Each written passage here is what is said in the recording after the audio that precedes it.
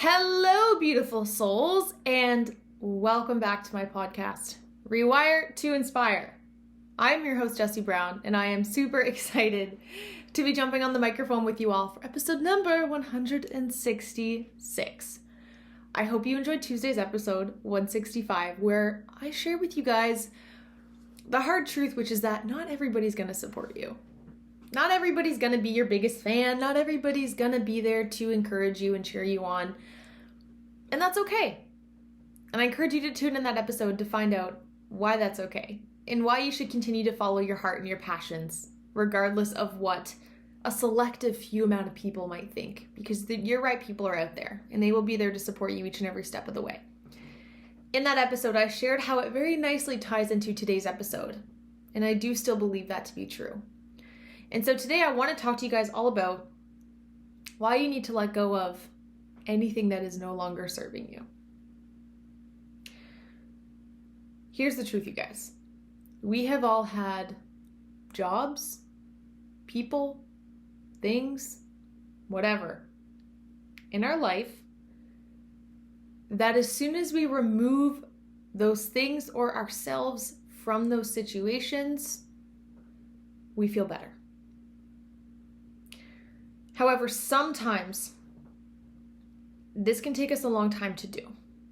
It can take us a long time to actually get to the place where we're able to admit that to ourselves and to remove ourselves from those situations, or to remove people from our lives, or to, get out of situations that we know aren't optimizing our life anymore. And we often always get to a place where we're like, I wish I had left sooner. I wish I had admitted that sooner. Oh, if I only knew then what I knew now, I would have left so much sooner. And so that's really what I want to talk about today. And that's why I want you guys to know the importance of letting go of things that aren't serving you sooner than later.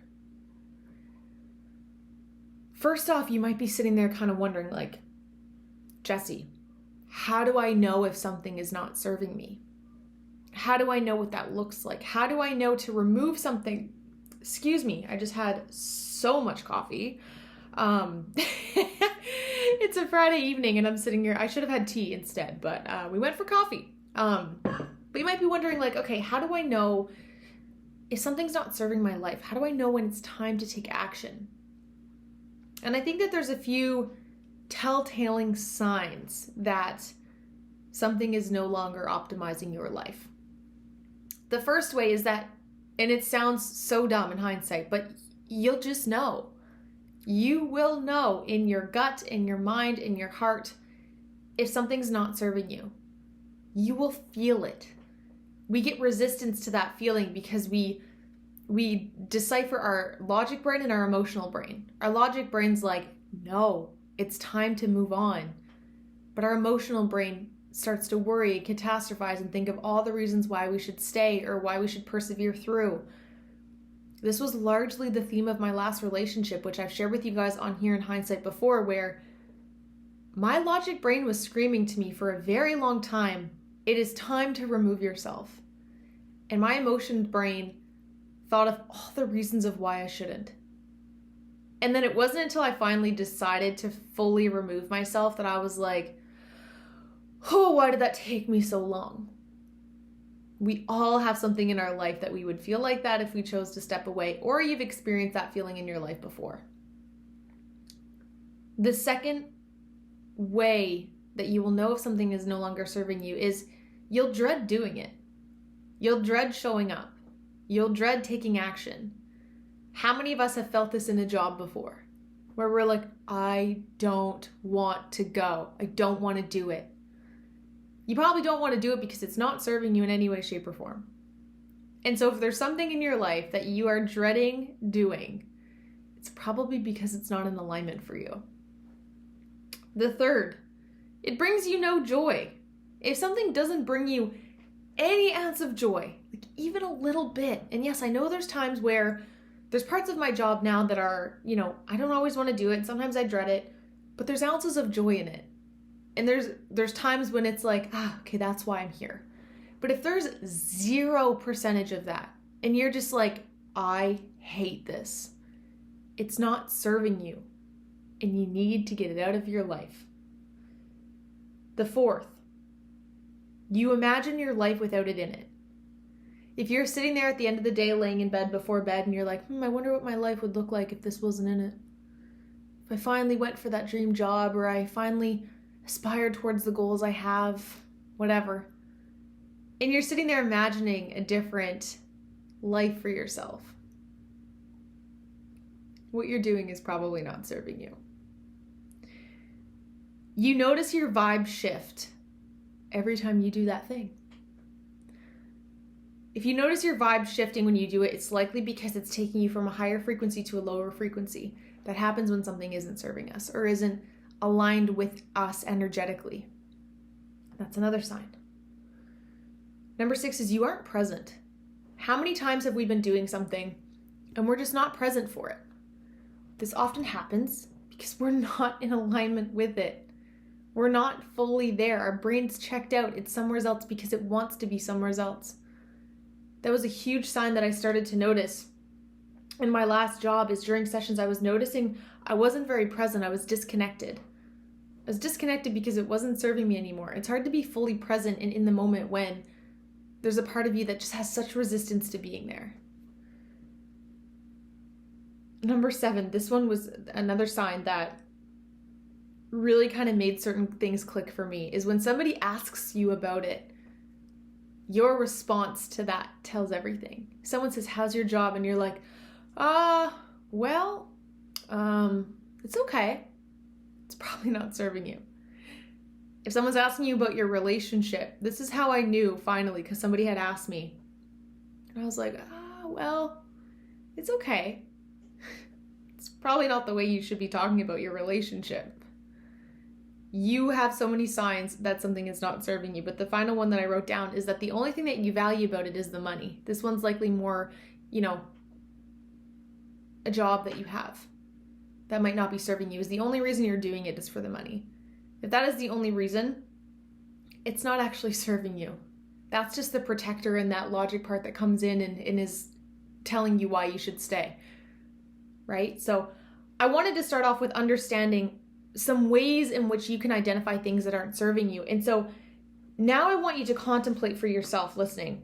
Where in your life are you feeling maybe 1, 2, 3, 4, all 8 of those maybe? Even just one of them I think is enough to say something's not serving you.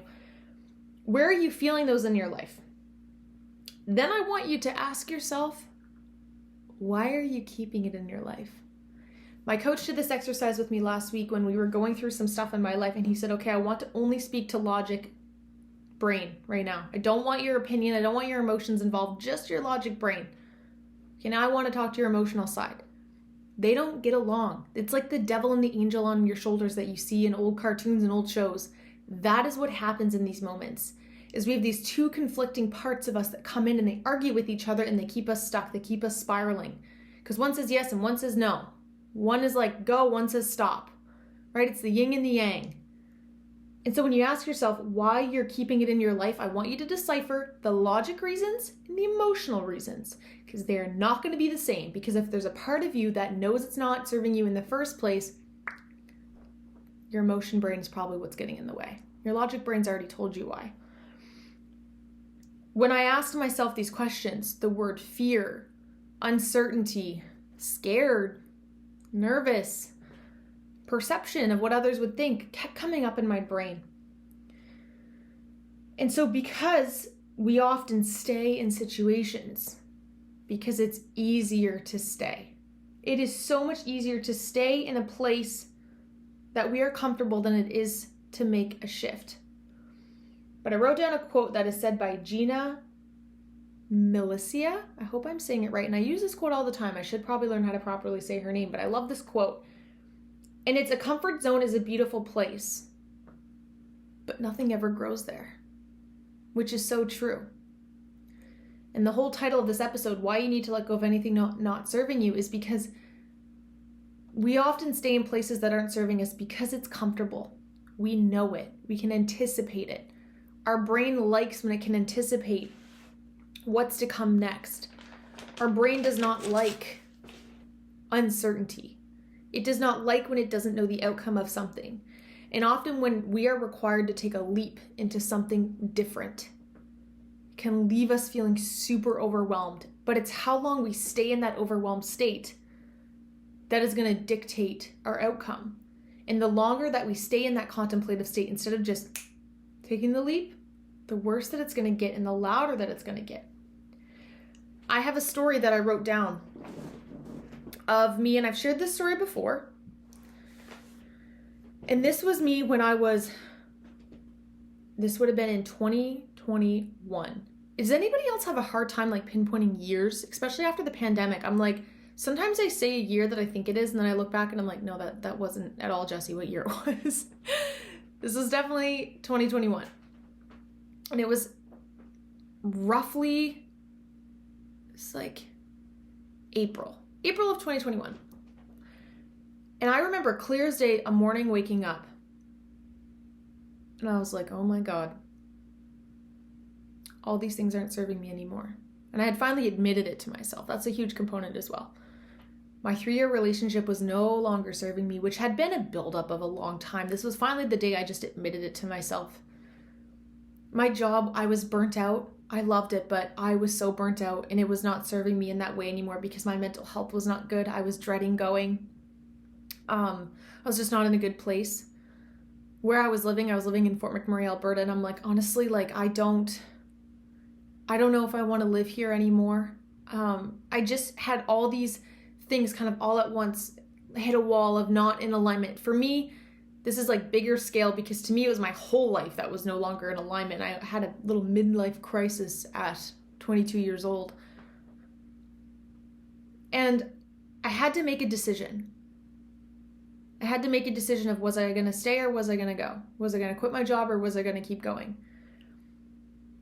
And one morning I woke up and I just decided enough is enough. And the only reason that I had gotten to that place is because I had finally contemplated for myself all those things that I had just mentioned to you. I didn't want to show up. I was only there for the money. Everything in me knew it wasn't serving me anymore. And I decided to finally take a leap. Upon taking that leap, I had a full crisis breakdown, you guys. I ended up moving to Calgary, Alberta. I stayed there for 3 days. I moved back to Fort McMurray. I stayed there then for another week-ish. And then I decided I wanted to move back to New Brunswick, and I ended up driving across the country to New Brunswick in a matter of 3 days and starting a whole new life. I then moved here. I got a job. I quit that job after 1 day. And then finally I decided to just go on stress leave and take a couple months to just allow my nervous system to settle down. If I had not taken that original leap of faith and gotten out of all the things that weren't serving me, I wouldn't now be where I am. I wouldn't now have my podcast. I wouldn't now be in such an aligned relationship. I wouldn't now have a job that I adore. I wouldn't now be so much happier and more fulfilled in my life. But at the time, we think so micro, right? It's almost like we have these blinders on that any other possibility could exist for our life. I definitely did not think that this was possible for me. And so what we do is we stay where we know for certainty. We stay where we have security, where it's safe. I had a job that paid good. I had an apartment. Like, I had a roof over my head. So I just kept saying, like, well, it's not so bad. It's not so bad. Like, it's fine. It's fine. It's fine. That was my famous quote. It's fine. But it wasn't fine because I was losing touch with myself. All the things, and the thing is we know when we're destined for more. We can feel it so deeply. And as we suppress it and we ignore it, it gets louder and it gets louder and it gets louder until it gets to that point in that morning that I shared with you where all the walls around me came crumbling down and I'm like, okay, it's time to make a choice. Where in your life do you need to do that 1, 2, 3, make a choice? It's not going to be easy. It's not going to be comfortable. In actuality, it's probably going to suck. But it's going to be worth it. And I promise you that it will be worth it. Because the thing is the only way that you will be able to attract more. The universe will only give you what you believe you are worthy of. And you cannot attract more if you aren't creating capacity for more. You must first take the leap of faith and remove yourself from anything no longer serving you.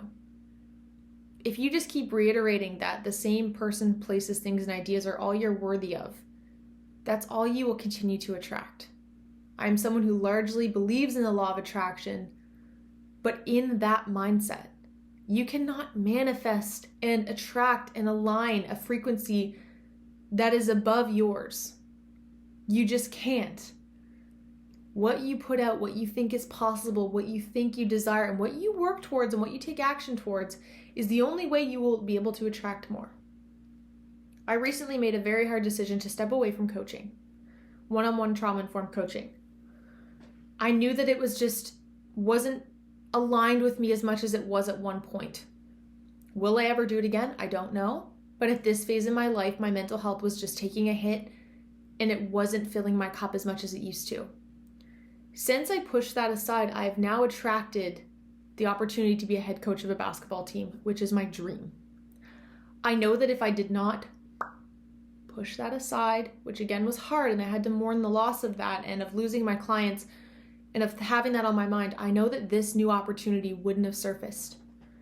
It's out with the old and with the new, right? We cannot bring in new if we do not eliminate the old. Again, where in your life are you holding on to something because you don't think you're worthy of more? The biggest places we do this is relationships and our job. If we do not think we can make more money, we could potentially grow, we can be successful, why would we leave our job? We wouldn't. If we don't believe we can attract somebody or find somebody that is going to make us happier, that is more in alignment, if we don't think it's possible, we just simply will not take action. But here's what I want you to ask yourself. What if it turns out better than you could have ever imagined? What if your thoughts are lying to you? What if your limiting beliefs aren't true?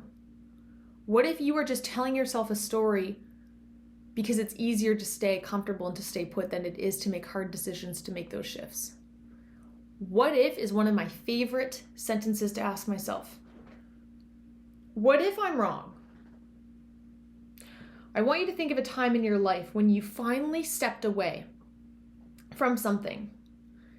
Maybe it was a partner, maybe it was a job, maybe it was a friendship, maybe it was a goal, maybe it was an environment. I want you to think of a time in your life when you finally stepped away and how now hopefully you were in a place where you can look back and recognize that had that not happened, you wouldn't be where you are. I say this quote all the time on my podcast, and it's a Steve Jobs quote. You cannot connect the dots looking forward, only backwards. Things might not make sense in the moment. They might seem daunting and overwhelming in the moment. But if you continue to stay in areas that aren't serving you, my friend, you're not creating capacity to attract more. You're not showing yourself that you're possible or worthy of more. So here's what I want you to know in closing. If you stay, you'll never know what could happen. Knowing that if you choose to stay in the same environments with the same people doing the same things, you'll never know that something different could exist for you. Because that's all the reality that you're allowing yourself to have. Which in hindsight is very sad because life is full of so much more than just having the same things all the time. I also want to validate that maybe those jobs and people and whatever, not maybe, I do believe that they come into your life for a reason. I don't look back with regret. What I want you to regret more is staying when it finally wasn't in alignment. Because they likely taught you something, showed you something, came into your life for a reason at that time. But it's our job and responsibility to know when it's time to move on, to know when it's time to shift, to know when it's time to honor how we're feeling, because that's also a beautiful sign of growth. And when we can frame it in that way, to be like, I'm feeling this way because I've grown as an individual and as a person, that's a beautiful headspace to be in. But if instead you're just viewing it as this is shifted for a negative reason, think of how much different operationally and energetically you will show up. And so I want you to honor for yourself that if something is no longer in alignment, it's probably because you grew in some way, shape, or form, which is actually a pretty amazing thing. And if you are choosing to stay, it's because you don't believe that something better could exist for you. And so that likely comes from just doing some work for yourself as well. The second thing I had wrote down in closing is the feelings will get more intense the longer you stay. That I do know. Your gut feeling, your intuition will get louder the longer you stay in places that aren't serving you. I got to a place where I would physically feel sick because I was staying in places that my body knew in hindsight were not where I was supposed to be. I remember when I kept staying on the basketball team that I shared with you guys before, I knew I shouldn't have stayed on. My mom looked at me one day and she's like, I do not recognize you. That was because I was forcing myself to stay in a space that I knew wasn't serving me. And it got to the point where my own mother was like, I don't recognize you and I'm scared. Don't allow it to get to that point. If you feel something, honor, my friend, that you feel that for a reason. That's exciting. That means something new is waiting for you. That means there's something better, bigger, more exciting waiting. But if you keep holding on and feeling like what you have is all you'll ever have and all you'll ever experience, then that will be your truth. That will be your reality. The only way that we can shift that is to admit to ourselves and identify the things that aren't in alignment, aren't fulfilling you, and you get them out of your life. Take time to process how you want to do that. Allow your emotion and your logic brain to become friends. Allow them to both understand each other. Validate that how you're feeling for a reason.